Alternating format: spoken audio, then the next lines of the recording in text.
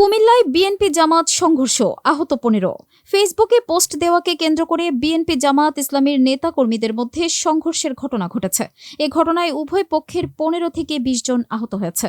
সোমবার ১৭ মার্চ রাতে কুমিল্লার ১৪গ্রাম উপজেলার আলকরা ইউনিয়নের লক্ষ্মীপুর গ্রামে এ ঘটনা ঘটে। এ সময় বিএনপি সমর্থকদের অন্তত ২৫টি বাড়ি ভাঙচুর করা হয়। খবর পেয়ে পুলিশ ও সেনাবাহিনীর সদস্যরা ঘটনাস্থলে গিয়ে পরিস্থিতি নিয়ন্ত্রণে আনেন। স্থানীয় সূত্র জানায়, ১৪গ্রাম উপজেলার আলকরা ইউনিয়নের লক্ষ্মীপুর গ্রামের জামাত সমর্থক মোহাম্মদ তারেক চৌধুরীর বিরুদ্ধে ২০২০ সালে একটি ধর্ষণ মামলা হয়।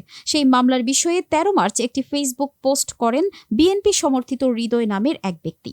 সেই ফেসবুকের পোস্টকে কেন্দ্র করে ১৬ মার্চ প্রথমে দুই পক্ষের মধ্যে মারামারি হয়। বিষয়টি মীমাংসা করার জন্য সোমবার রাতে বৈঠক বসে। সেই বৈঠকে দুই পক্ষের প্রায় ৩০০ থেকে ৪০০ লোক জড়ো হয়। প্রত্যক্ষদর্শীরা বলেন, সেখানে মীমাংসার পরিবর্তে দুই পক্ষই মারামারিতে জড়িয়ে পড়ে। এতে জামাতের ৮ জন আহত হয়। তাদের মধ্যে একজনকে কুমিল্লা সদর হাসপাতালে, ৩ জনকে ফেনী হাসপাতালে এবং ৪ জনকে স্থানীয় হাসপাতালে প্রাথমিক চিকিৎসা দেওয়া হয়।